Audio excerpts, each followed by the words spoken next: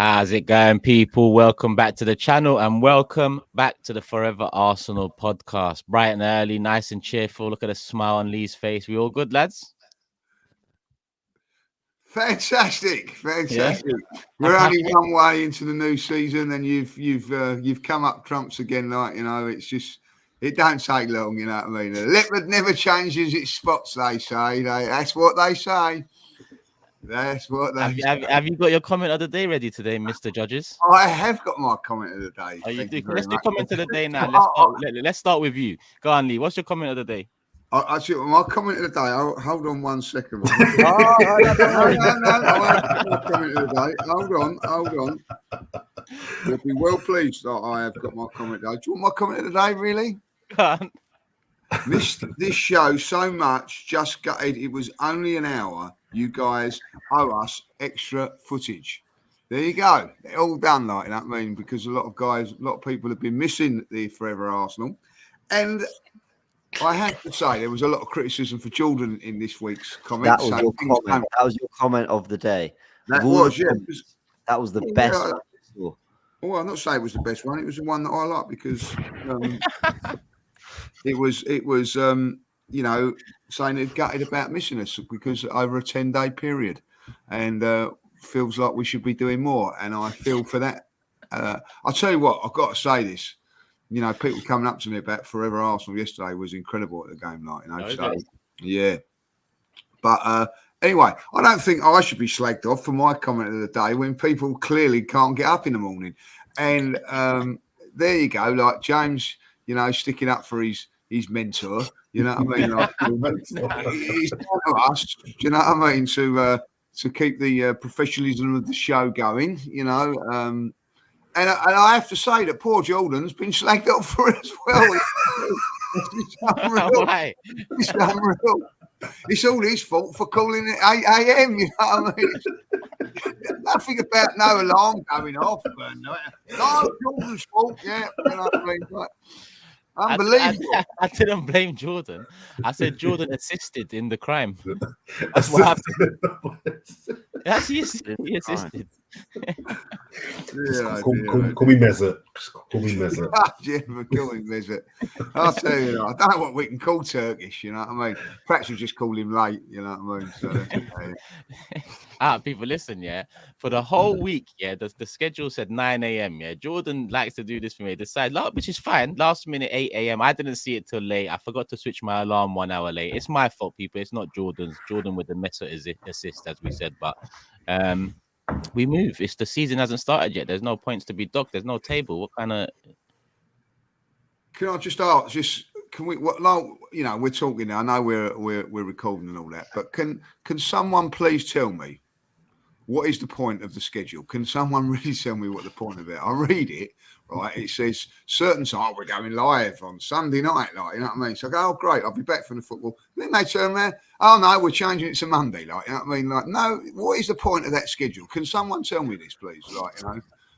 It's just a waste of you writing it and a waste of my time reading it, you know what I mean? Can we get this sorted, please? I just want to say, look, people, look what I got to deal with. One of the panel members asking what the point of a schedule is. This is not because it changes all the time. Hit the like button, get to 1,000 likes, because the pain I endured having to bring this podcast to you guys every week, it's not easy. It's not easy. That's why sometimes, I do oversleep because the stress and the pressure on me for this Fourever Arsenal podcast is just immense.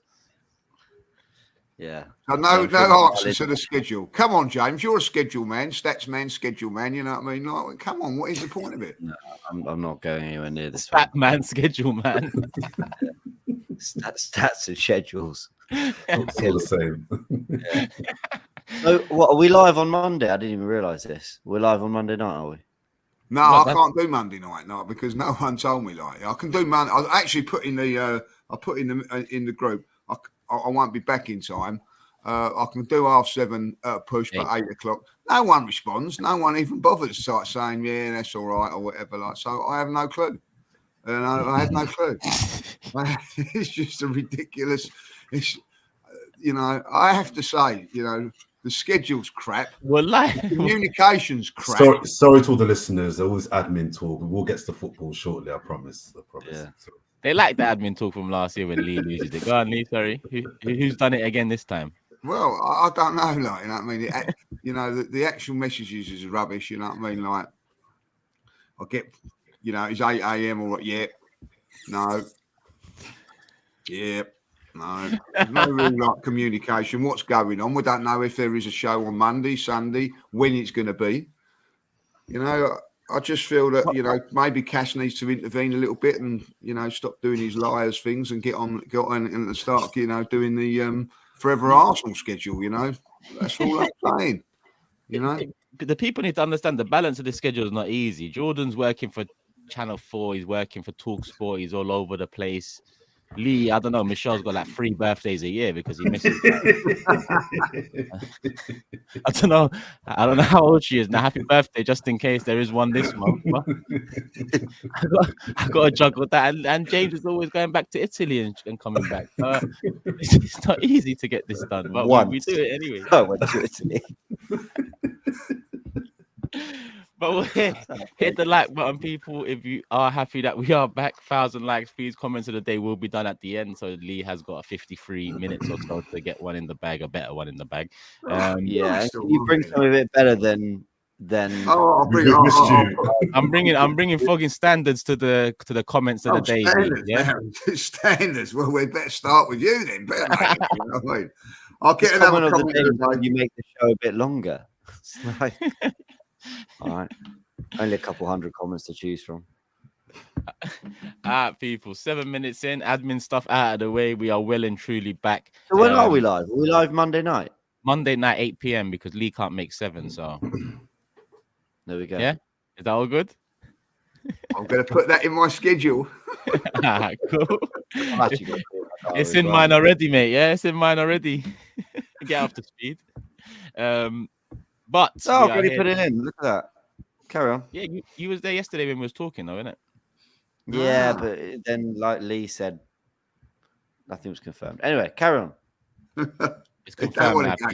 You see that, Joe? He don't want to go against Circus, whatever happens. Under no circumstances. Under no circumstances. You lot are still reeling off that the unfair play last year. When you lot are ready again, we're ready. We can do the cube. We can do whatever. Me and James. We do need a rematch. We need a rematch. We do need a rematch. Yeah, this season. What's this about skydive in the comments today? What's all that about? Oh, so there is a special announcement that I will make on Monday's show. New prize for the winner. What do you call it for the loser? Forfeit. New forfeit for the loser. Bit of a hint there from Lee, but yeah. It's an absolute no from me. Like, it's not happening. I'm telling you now. What about if we throw you out the plane over Italy? That'd be nice. Oh yeah, because the landing location was the real problem. It's so before people in the comments kind of get all excited, and I know exactly what's going to happen. Oh my god, you got to do it! This is great. No, like I'm squashing it now. I'll do something. I'm not doing that. Finito. Done. You know what? I can't lie. I'm not on it either. I don't. Yeah. You can't. It's a shit idea, and it's not happening. Jordan, you much of a skydiver? Hell no. hell to the no. I think it's got to happen now, doesn't it? No. I mean, I'm completely against it. So obviously that makes sense as a forfeit, but I think as a forfeit now, it's got to be done, isn't it? Like, no. 3 of you don't want to do it. Nope. Yeah. What about you? No. I'm not really like ecstatic about it. To be honest, you know what I mean? But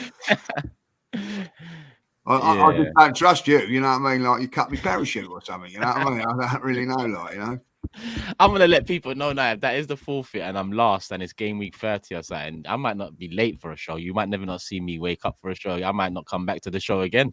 You think I'm gonna do skydiving on the plane?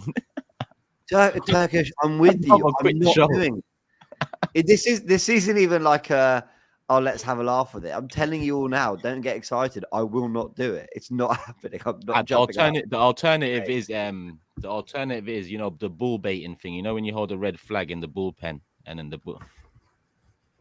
I'd honestly sooner do that. We got your one now. Then that's it. We got your one. In. I don't know Actually, what you're no, worried about, James. No, I wouldn't do that. But you get my point. I'm not jumping out of a plane. I don't know what you're worried about. There's only one person that's going to be losing, isn't there? Like, you know, That's let's be honest. Come on, like, My- that matter how many times Turkish is late, how many times you're in Italy, it doesn't really matter. Like, you know what I mean? We're safe. We are safe. All right, you keep my talking. absolute It's a new year, Lee. It's a different year. It's a different year. I'm back. I'm back this year, Lee. I'm back.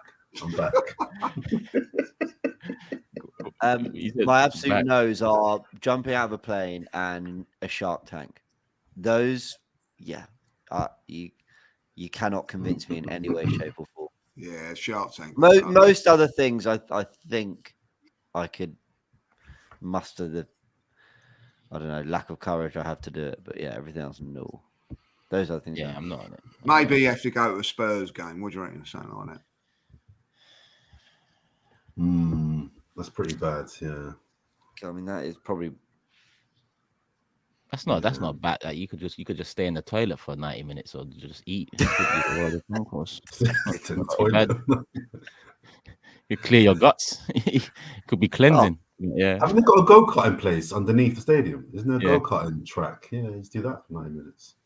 Nah, man. Throw you out of a plane, you land on White Hart Lane, you land in the middle, and you got to get out. That's it. You got the selfie camera. I don't know where this budget's come from, by the way. You can barely get us all together in a studio for one episode. Yeah. Now we're talking about jumping out of a plane, landing in their stadium, doing an escape room inside it. Yeah. Anyway, you know what, people? I'm gonna pin a comment on this video, and by the time our show on Monday goes live, we are gonna select one of the forfeits out of that pinned comment. So I'm gonna pin a comment under this video. It's already there, people. Underneath that pinned comment, suggest the forfeits. We will have a look at them over the weekend and on Monday live show 8 p.m. People, make sure you're here, subscribed, all of that. We'll decide what the forfeit is. But yeah, we're selecting.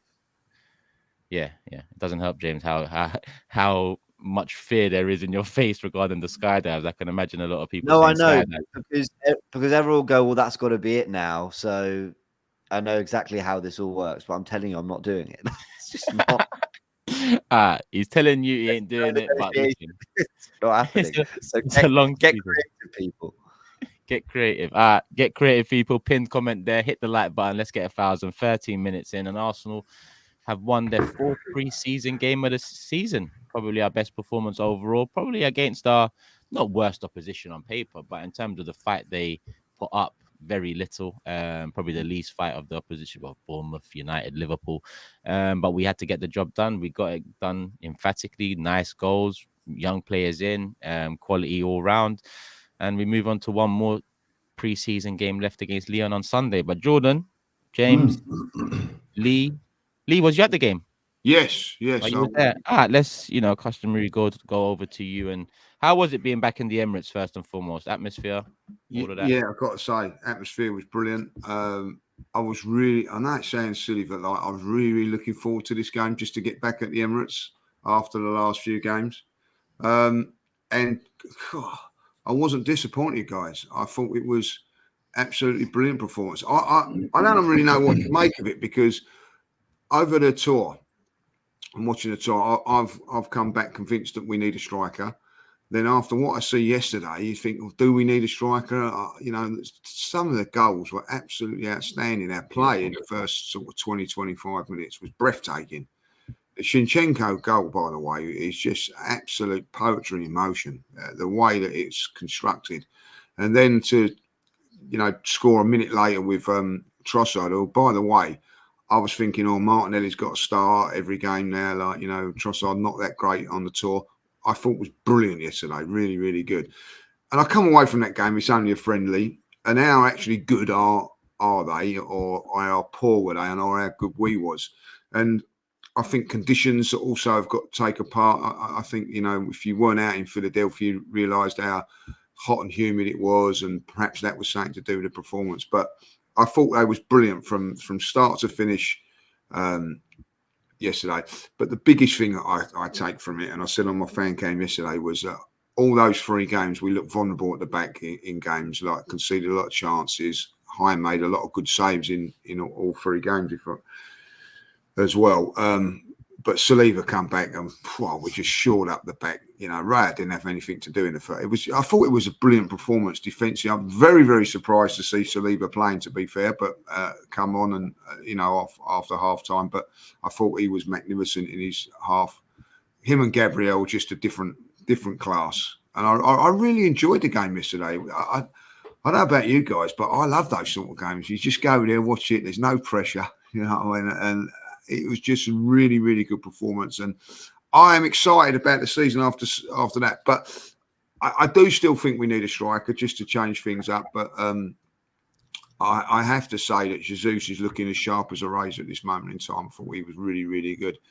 And I do like Havertz when he goes up there, guys. I really do. I think he gives us something. And I thought all in all, it was a really good night. And also, which was a good thing, I know that people weren't going to like this, but the 6 o'clock kickoff was lovely. I was home by 10 o'clock. It was lovely, I was up home by 10, ready for 8 o'clock this morning. Lovely.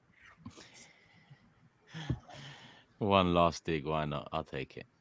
Yeah. To be honest, you're right. I mean, these games, they tend, when there's nothing on the line and you're scoring goals the way we were scoring goals, it's the perfect day. I remember Sevilla a couple of years ago. I think that was Emirates Cup, if I'm not mistaken, 6-1 or something. Similar vibes. But Leverkusen didn't really show up. Defensively all over the place. That second goal, though, listen, Zinni's goal was quality. Well done to Havertz, cut back. Zinni started it, but that second goal was beautiful. You don't often see them. It's a shame it happened in pre-season, because if it happened in any sort of competitive game, you would see that goal replayed quite often. The way Trossard finished it at the end. Dropping the keeper and the defender, mad. Jordan, what did you make of it? I thought, listen, preseason games, for me, I'm off mute, yeah. Preseason games for me, I don't take too much importance on in terms of results. They're very much about 2 things: fitness and understanding how the manager wants to play through the season. I think Leverkusen are clearly slightly off it in terms of they're not as far down the line as their preseason prep as we are. The only single thing I took away from this game, watching the game, was that we took quite a lot of shots from outside the box. And I found that quite interesting as well, because we don't tend to be a team that takes shots from outside the box. And that was encouraging for me, because if we're not going to buy a striker, and I don't think we are going to buy a striker in this window, I think having strikers now that are prepared to pull the trigger from all parts of the pitch is going to be really, really key. We don't have a box man, but what we do have is guys that like Jesus, chop and chop and chop, and he's lost it. But what was encouraging, and maybe it was a one-off, but I hope it's not, was seeing the likes of Jesus. I think Havertz on 1 or 2 occasions, not afraid to let off shots from outside the box. That for me was quite encouraging, and I hope that's something that the team and the attack in particular take forward, going into the season. I thought most players looked really sharp. I thought Kai Havertz looked sharp. He seemed to be proliferating a lot of his play inside the box, which I think again is important. If we're not going to buy a box man, I hope he's been told, I need you to be more present within the width of the 6-yard box. But Saka's brief appearance, he looked lively, but I think it was more about Leverkusen looking slightly off it than us looking phenomenally well. I don't think we should take too much away from that. Leverkusen are a top team, and it went our way yesterday, but I don't look at the scoreline and think, yeah, we're on it. I still would like a striker, even though I've kind of resigned myself to the fact that we're not going to sign a striker, and I think we would be complete.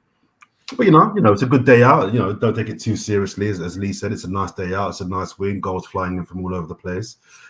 But overall, I left thinking to myself, this is probably more a reflection of Leverkusen being off it than us being necessarily on it.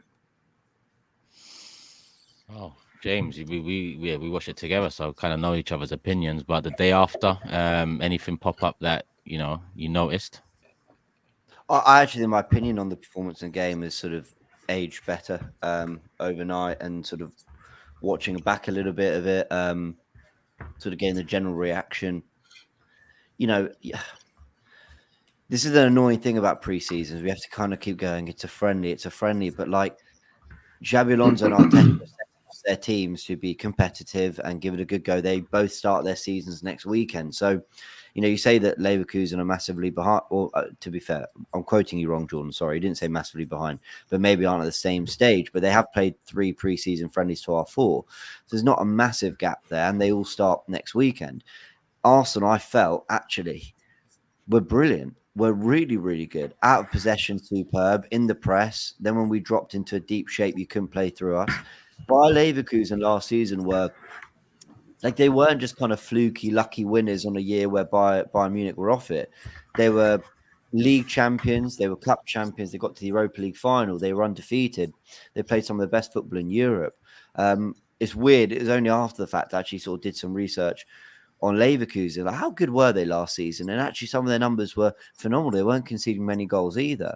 They got a really talented group of players that have been wanted by some big clubs. We know Granit Xhaka's on top form, and we didn't let any of them get into their rhythm. We didn't let any of them, play. Florian Wirtz, was he in the game? I didn't notice him. Xhaka took me 25 minutes to remember he was on the pitch. We had total control of them in every element of the game. We were fitter than them. We were faster than them. We pressed them so well, it resulted in a goal. I think Jordan's spot on about the shots outside the box. I hadn't noticed it till he mentioned it. You're right. Trossard, the Jesus one that actually ends up in the back of the net. Obviously, the Zinchenko goal. A few other moments where we were clearly trying to ask questions before teams could get into too deep a shape. We were trying to get those shots off early and make the keeper work.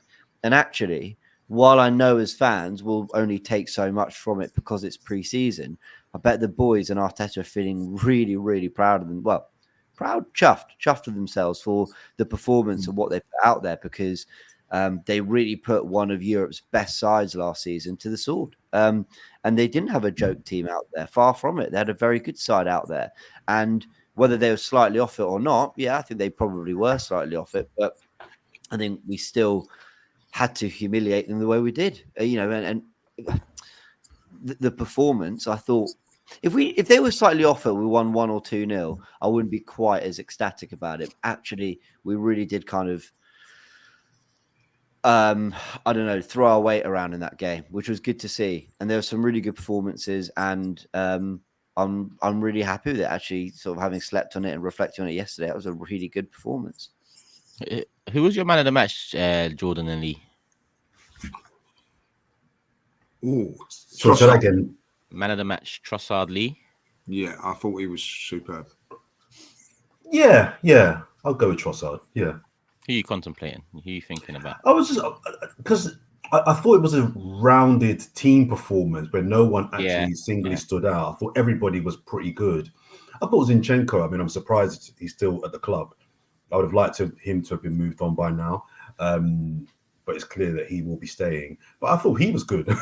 I thought he was the Zinchenko from the first year. He was really involved in kind of coming inside. He was on the ball. His touch was good. Defensively, I don't think he was tested that much. But I think the things that he had to do, I thought he did really well. So I'm not a fan of his, but I thought he was really good yesterday as well. I'm up there with Trossard. Havertz was my man of the match, though. Yeah, but it's I think it was clutch. Just from a pure numbers perspective, 2 really good assists and then a goal. I don't think his all-round game was quite as good as Trossard's, but I thought Turkish isn't going to like this. I thought his movement generally throughout the game was brilliant. I felt his hold-up play when he went up front was good.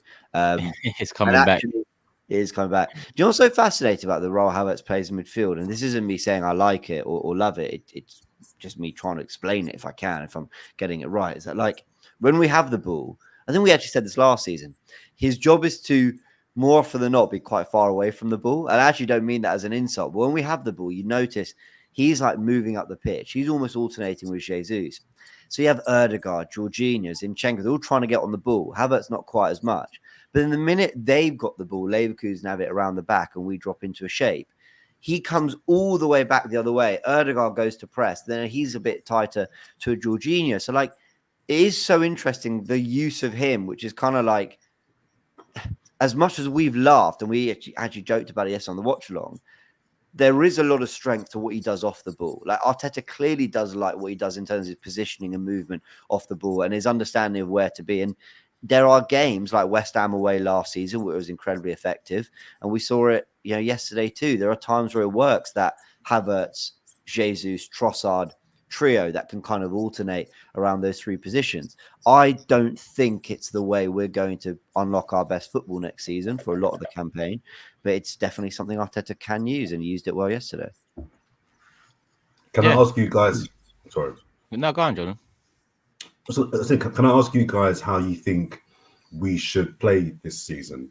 What do you think is the best style of play to get the best out of this team and get the points we need to finish first? Can I ask you all a question before that might lead on? Yeah. Fit, prime, on form.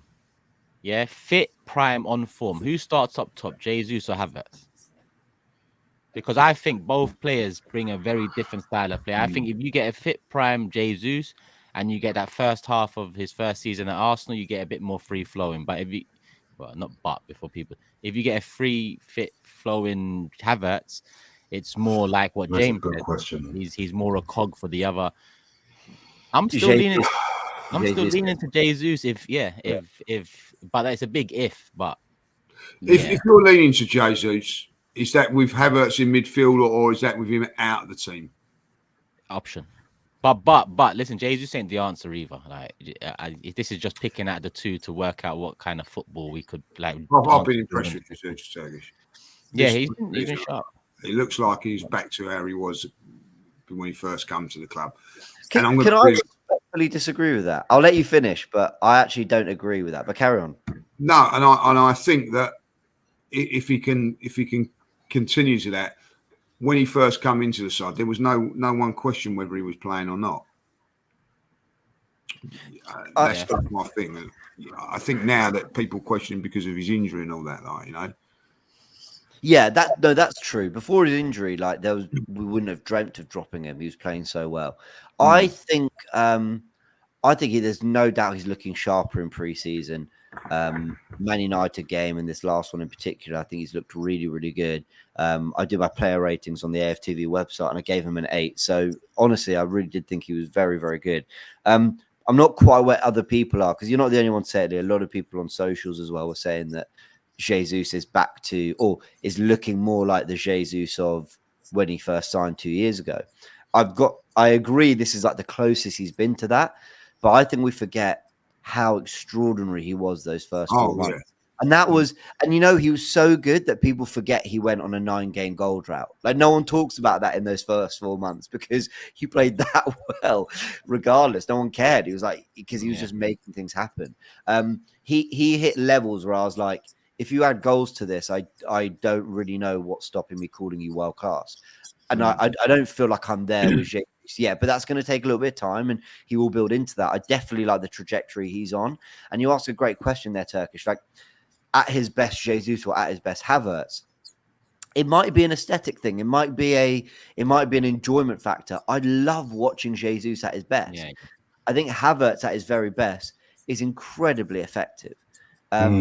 So you get, you arguably get a better Saka and Martinelli when Jesus is at his best, but Havertz certainly links things up too.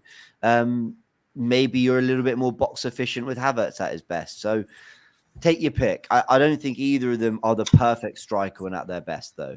That's the point, James. I don't think this is why I wasn't quite. This is a good question because I don't think either of them are the ideal forward for Arsenal. But we're not going to get a forward. I'll say it again, as I'm pretty convinced about that. So we have to pick. I think aesthetically, you're right. I think Jesus is the better forward. But I can't help but wonder if we are, use the word there, James, more effective when Havertz is up top. I genuinely, I can't answer that. That's really hard. I think none of them are great finishers, so that levels that out. So then it's a case of, okay, what are the strengths that Jesus brings that Havertz doesn't, and vice versa? I think in the box, I think Havertz is a better presence. And I think he's better at being in the box and being a threat in that kind of particular area. But I think on the ball, Jesus wins free kicks. But then again, so does Havertz. So Havertz wins a lot of cheap free kicks as well to get you up the pitch. If we're struggling to break a team down, I'd probably lean towards Havertz, Oh, really? So that well, that's so interesting. Just. If we see, I was fascinated about that because actually now I'm thinking about it. We need a goal late in the game. I want to whip the ball into Kai Havertz, right, and hope he gets his head on it. But I do feel like that ability to take a settled game and then explode it and elevate it. That is Jesus, right? That's him getting the ball. Look what he did against Bayern Munich. He didn't start that game, but he came on, little dart, little feint, little drop of the shoulder, and he rolls it into Trossard. And I don't know if anyone in our team does that. I think other teams can. So other players can, but Jesus is kind of the one over the last 2 years that's provided that kind of moment, that trickery in a tight situation, in an awkward game. So, hey, listen, but the ideal situation is you add another striker. Yeah, so you can play out front but can play out wide. So Havertz can play out front but can play in midfield. And then everyone's happy. You're not relying on them to basically develop into something that at what is quite an mature age for both now doesn't look like it's going to happen in terms of becoming a world-class 9. Agree. It just seems like we're kind of down this road of the goals have to come from Saka, Martinelli, Odegaard, even Rice chipping in, Trossard, and Havertz and Jesus, which is fine. That's proven pretty fruitful for us in terms of we've pushed City 2 years in a row. I just think there's some of those games where you just need a gunman. It might only be a handful over the season, but you just need a finisher. There's games where I'm like, we're not playing well, but if you've got a Haaland or a Salah, or even a Watkins, the difference between losing and drawing and winning, that's the difference for me that I'm still concerned about. Genuinely concerned about this. 100%. I think that Havertz and Jesus set the way we play and everything, they're perfect for that role. They're perfect in that role. And I'm going to be really honest, if I'm a big Havertz fan, as you know, I just think Jesus is just a better footballer on the eye. So that's why probably you go towards Jesus, but they're both very, very effective. But the one thing that they're weak on, if I was, you have those games of cars and that, and you go, well, what they've got, the weakness side of it would be their finishing. It's just that it's a fact, you know what I mean? Lee, I would love to see their conversion rates. I would love to know who has a better conversion rate, because I reckon it's probably closer than we think. I would love to know whose conversion rate. Yeah, I'd imagine it's not as good as it should be, and that's why I think that Arsenal maybe need that different striker. Like, I think if you have a look at the players that we've got, you could even put Trossard in that. They're all very, very similar in that false 9 sort of thing. And then you've got Eddie, who is a little bit of a different. We need, and I hate to say it, but we need to upgrade that role so that someone is gives us just those options. When the intricate little plays are not working, just something that just when it whizzes across the ball, the box, bang, it's a goal. And Lee, you're talking about your football strengths. Sorry, just quickly, you're talking about football qualities there, which are important. This might sound a bit silly and people may laugh, but it's also about presence. I don't think any defender the night before playing Arsenal is stressing about taking on Jesus or Havertz. I don't think they look at Havertz and Jesus and think, I think good players, they're a threat, but they're not like, I want that player that you look at in the tunnel the day before, everyone's talking about, how do they stop him? In a way that we talk about Haaland, Salah, again, even Watkins. I don't think they have that presence that, that's our front man. You got a problem today. Do you know what I mean? I think that presence of knowing they've got him, I think counts for something as well. Psychologically. I don't think we're miles off Trossard being the best option up there. Like, if Martinelli... He's our best finisher. Well, we've just seen Zinchenko play like the Zinchenko of 2 years ago. And now we're saying, well, Jesus is starting to look more like the Jesus of 2 years ago. Martinelli, like of all the players that need to hit the form of 2 years ago, if Martinelli's the guy that does that, then you've got the best left winger in the league, potentially. Now, I've said that quite, I'm sure rival fans who hear this will go, what about last year, 2 years ago, Martinelli made Gary Neville's Premier League team of the season. He was that good out on the left wing. Now, if we get that version of Martinelli, Trossard's incredibly... There's a fly. Sorry, window open. Martinelli's incredibly clutch as well. Martinelli has really big moments as well. Martinelli's so dangerous with his pace, how direct he is. Good finisher, scores in big games, loves big games, loves big moments. I think you get to a point where then you argue, well, maybe Trossard should lead the line. When you talk about being a finisher, when you talk about, how good he is in front of goal, how calm he is, how he links play together, he's got that as well. And the It comes finishing down to and how clutch he is, he's probably got above the other two. But then Aston Villa first half, he has the chance. Jesus puts it on a plate. He scuffs it. He is our best finisher, but he is not a gunman. No, he's not a gunman, but you've listed one moment there. One moment that could have. There's been a few. Yeah, but like Haaland missed. I'm not blaming Trossard for. I'm not blaming Yeah. Trossard for it. Yeah, But Gunman's going to miss chances as well. Let's be honest. yeah, No but matter who it is. we look at those games: West Ham, Aston Villa, Fulham, and we had a lot of chance. Well, not Fulham, but West Ham and Aston Villa. We had a lot of chances. I think Fulham actually deserved theirs, to be honest. But West Ham, Aston Villa, a hell of a lot of chances. First half, there was many people culpable for it. I just don't put Trossard, Jesus, or Havertz as the ones to get those extra goals. Yes, they're getting their goals themselves. Like Trossard will get his off the bench and be in the 12th man. Havertz now up top, and Jesus hopefully returns with a fair few himself.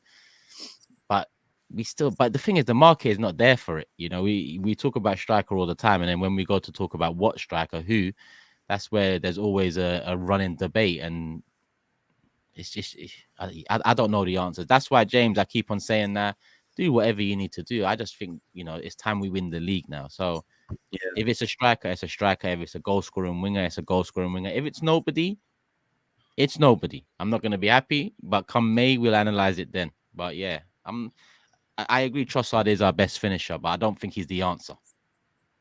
Yeah. Do you know what I got out yesterday more than anything is that we're still a bloody good team. That's what I got out of it. I think everybody keeps. And myself, I'm going to have to say, we've got to sign this, we've got to get a striker and all that. I think yesterday was a little reminder that we are a very, very good team and we will come close to winning the league. But what we're saying is it's just that fine margin. That's what we're all saying here. It's not that we're being critical. Yeah, we're not being critical or anything of anybody. We're just sort of saying, what is it going to that little bit just going to get us there? That's the thing that I take from it. If people say to me, do you think Arsenal win the league? I think we've got a very, very good chance. And it is going to come down to those fine margins, a miss here or whatever. I do believe that. So if we can get ourselves in a position where we've got every place covered and whatever, and we might go and buy a striker and still not win it, you know what I mean? But at least you've covered all bases. That's what I feel. I think if we can go into the season and we've covered all bases and we're not quite there, I feel a little bit better than if we didn't cover the bases and didn't get there. But listen, we're still a very, very good team. I don't want people to think that we're being negative here because we're certainly not. We're really, really close. Yeah, we got a lot of negative comments about our last show, but I think people need to understand it's more like curious, it's more worry, it's more we all know we're a strong team on the verge of being a great team, but we just want it's not negative to want us to. I'll ask you, everyone that commented about how they thought the last pod was negative, or maybe the last few comments are negative.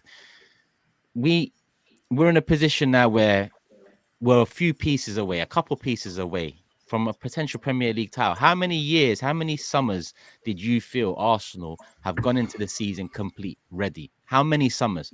Dare I say we haven't since maybe 2003 when we brought in Lehmann to replace Seaman, and we brought in Reyes in January, I think it was, and we brought in Gael Clichy, I think, that summer. But obviously that summer the work was less because we was already a title-winning side from 2002, and we had to but we went in complete. Since 2003-04 season, we haven't gone into a season complete where the fans believe we've done everything we can and need to do in the summer. Let's go. And we know what happened from between now and from then. In the middle, let's not talk about it. We've talked about a hell of a lot. It's dark times, it's bad times. But now I don't want to be in the same position when we're going into seasons lacking a few pieces, because I've been there before with Wenger, year in, year out, one player away, two players away. Is it Benzema? Is it Higuain? To be fair, Turkish though, it is rare for any club to go into a season complete.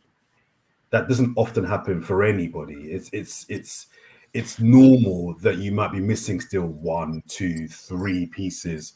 I'm not saying last summer I would have said we'd done what we could to be as complete as possible, but with my opinion of Havertz, that should have been someone else. But in terms of the money we spent, the positions we addressed, we actually done what we needed to do. It didn't work out, but fine. You know, obviously it's not fine, but it didn't work. There's no excuse not to do, not to try, not to. James said it, roll the dice a few weeks ago. And yes, I said it's not about rolling the dice, but if it comes to rolling the dice, it's better to roll it than to keep it in your pocket. And in May, you know, we're quite questioned about why you didn't roll it. And you said, oh, we didn't have that right player on the market. Who does that sound like? Wenger, under Kroenke. I don't want to go back to that era I again. would slightly disagree with the rolling the dice thing in as far as gambling can also harm you. There is sometimes value in if you can't get the right thing. We've never gambled to win, so let's gamble to win and let's see that pain first, because I'm tired of going into True. But you know what, Turkish? You just made a good point about going back to the old days, like, you know, when we was winning titles. When we went into those title games at the beginning of the season, I'm just going back to it. It was out of us and Man United. I wasn't convinced that we was ever going to. It was either one or the other. You know, I weren't saying right we're going to be. It was. It could be us. It could be them. And I never actually looked at it and thought, oh, we've got to gamble and roll the dice. So sort of at those sort of times, just thinking about it, believed in Wenger to see it over the line. Believed in the team to see it over the line. So is it now a time when we just go, right, let's believe in these players and believe in the manager and let's get over the line, sort of thing? Because I never sort of, when, I don't know, they went and bought Van Nistelrooy, I never thought, oh, we've got to go and buy somebody else. I know it was all being done pretty little bit like what we're doing now. All of a sudden we had a 4 or 5 exciting forwards and a defence that was very, very strong. If you look at it now, we've got a lot of options at the back. I think at the end of the day, you know, I never went into those seasons thinking, right, even in 2004 when we was unbeaten, we could win it, or they could win it. Yeah. I'm with you. A little bit like that with us and City now, don't you think? Or am I? No, it is. No, we have no divine right to win the league. We could go sign Isak, and I'd say we should win the league. I think we will win the league. But if Man City win it, Man City, you know, they're also strong. They're the best team in the country. So you are right. It's not like I'm saying if we sign the players that we need or the positions we need, we're guaranteed the league. There's no guarantee of the league. But what I don't want is come May, we're second, whether it's 2 points off or 8 points off, and we look back at May and the summer before again, because I've done this many years, not under our previous, and said we could have done this, we could have done that, we could have rolled the dice here, and that dice might have got us an extra 3 points to win the league. I just don't want that again. I asked, Jordan, you make a good point, and I even countered what James said about rolling the dice. It shouldn't be phase 5. Yeah, this part of the process shouldn't be rolling the dice. You should know, but at the same time, I won't accept doing nothing, because too many times Arsenal have done that, and it led down the path of being nothing in the big scheme of the Premier League. Well, if the transfer window closed today, sorry, James. If the window closed today, would you have Arsenal as favourites for the league? No. And that's with Man City losing Alvarez, you know. So and we might be 2 days away from Man City re-spending that money, and then it looking bleak for us again. That's why I wanted us, not needed us, to just do a bit more up until now. And this ain't negative. This is just what I want. Listen, I'm still positive for the season. I still think we will at the very least challenge, but I think we need to win it now. Do you think they would? If the window closed now, that means they're not signing no one, Manchester City. Is that what we're saying here? So are you still saying that City would be favourites? Yeah. Interesting. Yeah. I think that they've left themselves a little bit short. We've left ourselves a bit short, Lee, at this moment in time. Well, who's our number 8? I think there's something about City where there's definitely like the odd gap in their squad or something that's made me think, oh, maybe this is the season. Mahrez and Gundogan, Nunes and Doku aren't replacements for them. And actually, Doku had his moments and is clearly talented, but they never got to the level of Mahrez and all the Gundogan, Nunes. So I keep thinking there's something, but then when you've got the best midfielder in the league and the best striker in the league, it just does elevate. Like De Bruyne and Haaland. Listen, Odegaard, I think, is going to keep knocking on that door, and he's certainly one of them. But I'm just talking match-winning quality, moments out of nothing. I still think we lack that, if I'm honest. Just that moments player, whether it's as a central midfielder, as a striker, as a winger, we need to add something in that area to this team. And I think it's that forward line. Why is it every time I talk, there's either a fly or something in my eye? Anyway, like, I think we need to add a Marino or a central midfielder. But I think right now where I am is if you told me we could only add one, which would it be? I'd much rather it was the forward. I'd much rather get that serious quality in that forward line. Again, you know what this does though, James, and this just reminds me of the times when it was like, we need to address these positions, it's either or, it's do this instead of that. But then in the end, it still leaves you short. Yeah, we still need to do both. What's the thing called? Is it bargaining? When you start going, well, I mean, I guess if we do this, then I guess it's not too bad because, well, maybe Havertz is going to play the field, and maybe Nwaneri has developed and whatever. So, yeah, I don't know. I've been very calm about the transfer window. A lot of Arsenal fans were losing their heads a little bit because it looks like Liverpool are going to get Zubimendi. People, I think, were A, disappointed that we're not going to get him, but then B, I wanted him. Yeah, fair enough. And then B, worrying about what it means for the Marino deal. I don't know. Maybe I'm just enjoying the good weather too much. Not that we've had much of it, but I still remain quite relaxed. I think 31st of August, when that deadline hits, like then you'll see me either go, guys, we've blown a good opportunity to do something, or I'll go, yeah, this was just a different window where we had to wait, but we got the pieces in. And I'm just kind of willing to wait. I think what we've got is good enough to get through. Not saying it's easy. It'll be difficult, but we have enough to get through Wolves, Villa, and Brighton. Villa away, obviously very difficult. Wolves and Brighton will obviously have their challenges. So I'm kind of willing to be still remain quite calm on the transfer front. But that doesn't mean that my sort of demand and expectation isn't that we add a central midfielder and a forward. I think it's imperative we do. Yeah. Can I just flag two players just briefly? I want to make a couple of points on. So Calafiore, first of all, I know a lot of people are a bit underwhelmed because it's adding to an area of the park where we were very strong last season. I think it's a very, very good signing, not only because of the flexibility of where he can play positionally. I think it also enables us to have cover for key players. It's been, I think Arteta said it in the press conference a couple of weeks ago, which I agree with. We were very lucky last year with injuries. Arsenal were very fortunate last year with injuries, in particular in our back line. I know Timber had the ACL and Partey was out, for large parts of the season. But when you really think about it, there were no long-term injuries apart from those two players. Now, Man United fans will tell you we had 99 injuries. Some of that is down to poor management and poor signings. When you signed Varane, you knew his history, so you can't blame that on anybody else. But we were very fortunate in that area. So Calafiore allows us to rest Saliba. There's more games next year. The Champions League, there's more games. We'll go further in the Cups, I'm hoping. You need to have the situation where, you said it, James, about a month or two ago, where you may play Saliba on the Saturday, but on the Champions League on the Wednesday, you may want to play Calafiore. And you have that flexibility to do that. And the difference in quality doesn't drastically change. In the League Cup, which I like you, James, want to win this year, you can have a back four in the League Cup of Zinchenko, left back, Timber, right back, Kivior and Calafiore. That back four and Ramsdale in goal. That back five is probably better than most back fives in the country. And you're not playing Saliba, you're not playing Gabriel, you can rest Ben White and you can rest who's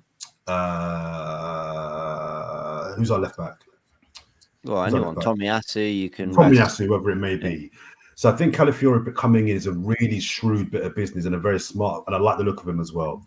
The other player I want to flag is Odegaard. This is the season I need Odegaard to take the mantle from Kevin De Bruyne. I need Odegaard this year to really announce himself as the best player in the league. So I think he's got it in him. I need him to put up some crazy stats and be the guy for Arsenal this season. He was brilliant last season and even better the year before, I thought. But this is the year that I need him to announce himself as, no. De Bruyne's on the decline. Salah's on the decline. I'm now the Premier League's best football player. That's what I need from Odegaard this season. I think he can do it. I'm putting a lot of pressure on Odegaard this season. I'm putting a lot of pressure on him this year because I think he can be that guy. I think Saka as well. I think he can do some bits this year. But Odegaard's the guy that I'm looking to. And I'm going to be harsh on Odegaard because I think he's got it in him. I think he's got it in him. So they're two players I wanted to flag that I think can be very influential for us this season. Do you know? So before you go, James, do you know what? Not upsets me, worries me. It's just something like Odegaard and Saka have been great for 2 years now, and I'm not saying that we don't want more. We want more for sure. But that's why I want another attacker in, because the pressure is going to increase on the players that have been great for us the last 2 years, and this is what bust the pipes in 2007-8. This is what Fabregas spoke about sometimes in terms of being a young player, Arsenal not maybe recruiting properly around him, and in the end he had to leave in order to achieve his ambition. Now I'm not saying we're close to that place, we're not, but there's PTSD involved here. Odegaard's been great. Do I want more? Yes. But when I look at his numbers over the last 2 years, I think it's like, what was it? 8 and 11 last year, 15 and 8 the year before that, something like that. Anyway, great numbers, and that sort of output can win you the league. Saka, great numbers. That sort of output can win you the league from a winger. Now, we want more because we have a lack of a forward. If we had a forward in now, none of us would really be talking too much about Saka. We'll be talking about him. The attention will be off a little bit from the ones that have been great for us. And then I think you can go again. But now the pressure is on because there isn't an upgrade in that forward department. So we're looking at that forward department to upgrade themselves. Yeah, but I disagree. Sorry, Jed. I disagree on the great numbers thing. I think I've heard this before. Odegaard numbers and Saka's numbers aren't great, in my opinion. They're very good. They're not great.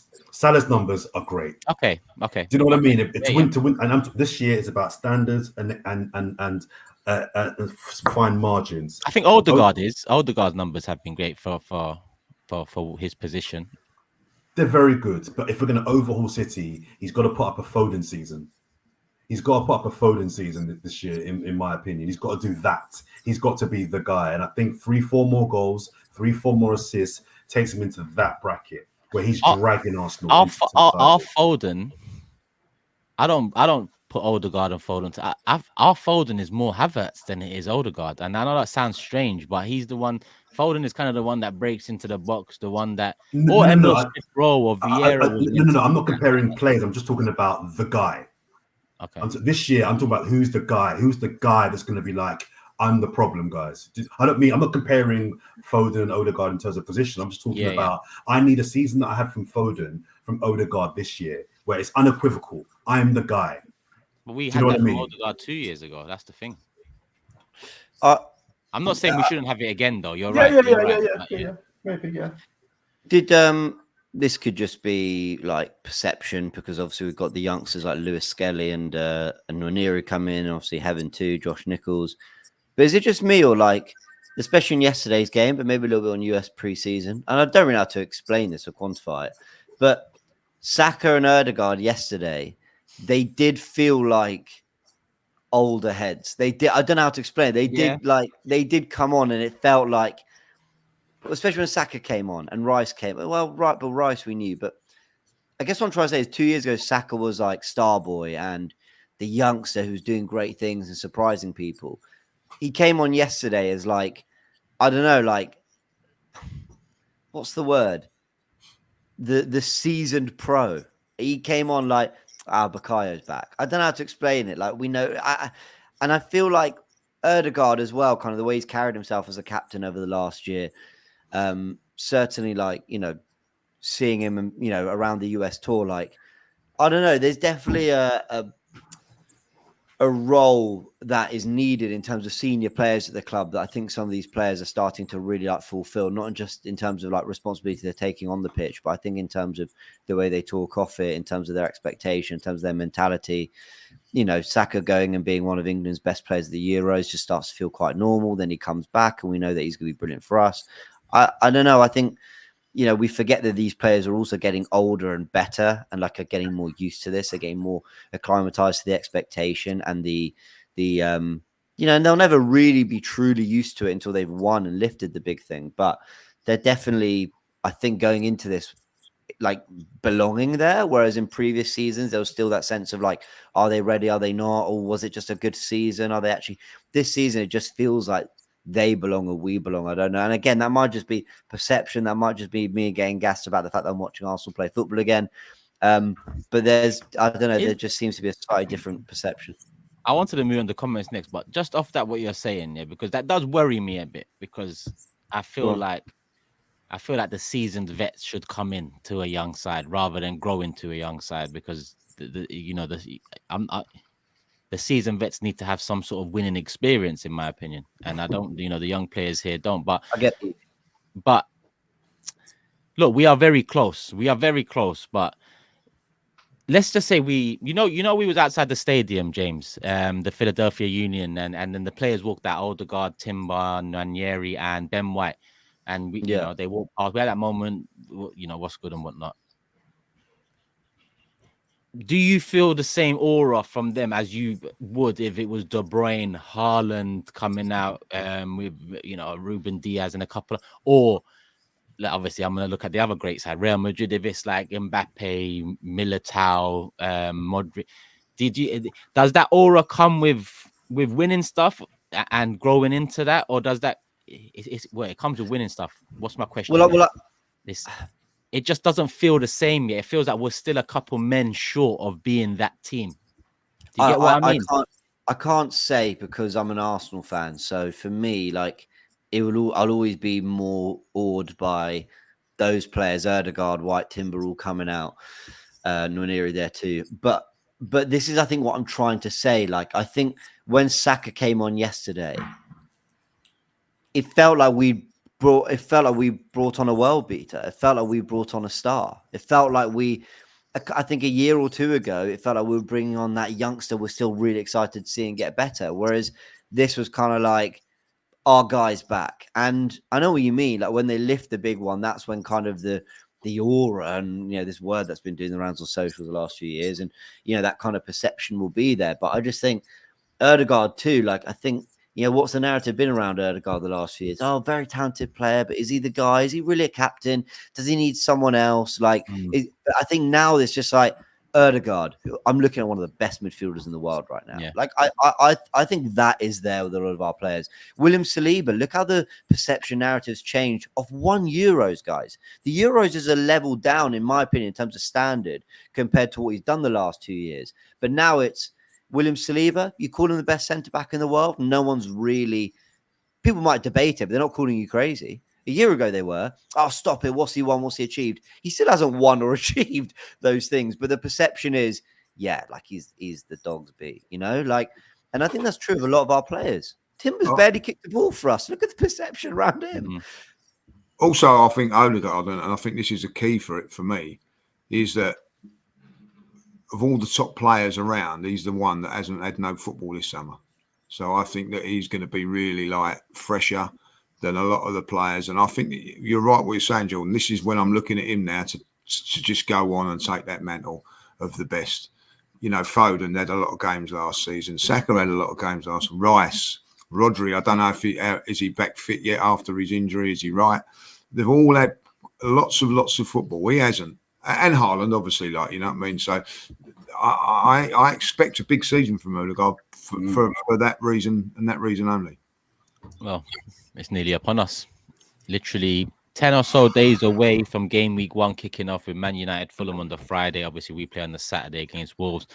And just a reminder, first live show of the new season on Monday, people. Monday, 8 p.m. Make sure you're here. Make sure you subscribe, notification bell on, and make sure this video is on 1,000 likes, please. We're coming up to an hour, 1 minute away from the hour. As we move into that minute, comments of the day. Lee, you've had a chance to go back in and, sort yourself out. Yeah, I thought of doing a digging one, but I didn't so I've gone for, and it's just something I didn't realise. Somebody pointed this out in America, like, that I actually go and say, can I be really honest? Meaning that I'm lying all through the pod. You haven't noticed that? No, I didn't notice that. So I'm really glad Lee is continually being really honest with his going to the new season. Constant consistency is the key. Now, I didn't know that I was doing that, but somebody pointed it out that, I go, now, look, I'm going to be honest here.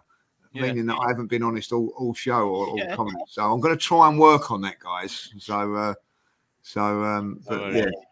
There you go. Like, I was going to have the one that when I was digging out Turkish, but I thought, no, let's be the proper man about this. All right, man. It's all good. My comment from Robert says, Lee's a mug. Yeah, that was a good one. That was a good one. That was Been all day looking for that one. yeah. 500 likes on that. Not Really? bad. Oh, 501. 500. Oh, fair play. That was a good one. Oh dear, oh dear, oh dear. Nah, my one is from Robert, and he says, "Nice to see Turkish crawling back to the AFT guys after ditching them for his other friends." I thought that was funny as well. Yeah, I did see I that. saw that. I missed the Big Six. Big Six live tonight, people, 9 p.m. Quick plug, why not? Why not? Why not? Why not? I thought the comments this week were really good. You guys were on form this week, to be fair. There were lots, but I've just picked up one here. It says, Jordan, if you have to blow your nose, turn the mic off, not the camera. I didn't realize I'd done that. That was my mum, by the way, as well, yeah. I've got it confused. There were a lot of people that were not happy. Yeah, sorry about that, guys. No, it's not just you. Do you remember Lee? Yeah. I think Lee turned his camera off and just started going. Yeah, going nuts.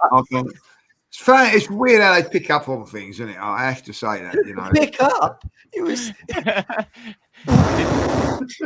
like, pick up. I mean, it wasn't the hardest thing to spot. The frequency was all over the gap. When you're real, wouldn't you? Like, you know what I mean? It's not good. No appreciation. Go on, Hammers. Chris, I'm surprised none of you picked this up because I thought it was one of the most liked ones. Maybe if Smith Rowe was a cast member of Griselda, Jordan would have shed a tear. I saw that I one. saw that. I did see that. And I quite like very the. divided on my. Oh, go on. Go on. Nothing. People were very divided on my comments about Smith Rowe, but hey ho. Divided on Opinions, Jordan? innit? No way. Johnny was quite. What are you saying? Divided on Jordan. Yeah. Go on. Oh, no, listen, I think. Sorry, James. Before I think, you know, at the end you of the think day, what? we've all got opinions, haven't we, about different players and all that. And I actually, I know it was a little bit harsh, but you know, it was fair, harsh but fair. I've got to big up Darren from the Underground. I bumped into Darren. He's a fan of the podcast. I said I'll shout him out. He's a big fan of the pod. So before I forget, big up Darren. King's Cross, St Pancras, Underground Station. Man of the people, me. Sorry, James. Love it. Do you know what? I had this. So I'll just read out super quickly. It was Johnny's as well. He had 5 reactions to the Smith Rowe news. I'm sure you've all seen it. So Yeah, Robbie is Smith Rowe. We miss you, buddy. Lee, it happens. It happens. James, thank you for the money. Turkish, about time. Good riddance. Jordan, Smith who? Yes, I did see that as well. Nailed all 5 of them. Comments of the day are well and truly back, people. So make sure you leave yours for the next one. And the next one's a live show. Another reminder, Monday, we are back at 8 p.m. It is live. So make sure you're here to take part. Put your questions in the chat. If you're subscribed with the notification bell on, you'll know exactly when that is. We got our preseason friendly, the last one before that. And Jordan, it wouldn't be an outro without Jordan. Sorry. I just got to do a quick plug to remind our fantastic Forever Arsenal viewers and listeners. My podcast, Whisper It Loudly, is back as of next week. So go check out Whisper It Loudly. We're on YouTube, TikTok, and all podcast platforms. Whisper It Loudly. Me, Darren Lewis, Hugh Wozencroft, and Troy Townsend. I won't plug it again this season. Sorry. Nice. No, do your thing, man. Whisper it loudly. Come on, show that some love, people. That's Jordan's podcast. You know, James is already Gooniverse. And yeah, that's it. Damn Pod's got a good channel as well. Football's 12th, man. Curtis as well. Curtis Curtis TV. got a good channel. Curtis Shaw TV. The Big Six is she knows Arsenal. She knows Arsenal quite good as well. There, different knock is not a bad channel. Sharoy's channel's coming. Sharoy's voice, yeah. There's even some good Liverpool ones. There's some good Man City podcasts as well. There is Big Steve, Matisse, Chelsea. Big up Matisse. Yeah. Go check out AFTV Extra as well. AFTV Extra. I hear Julian's coming with a channel, so people look out for that. Yeah. Julian Fan TV. Yeah, that's gonna be good. Yeah. Jokingly, Lee Judge's TV in the building. Go subscribe, man. Go subscribe. I think it's about time someone from the Invincible podcast made a spinner.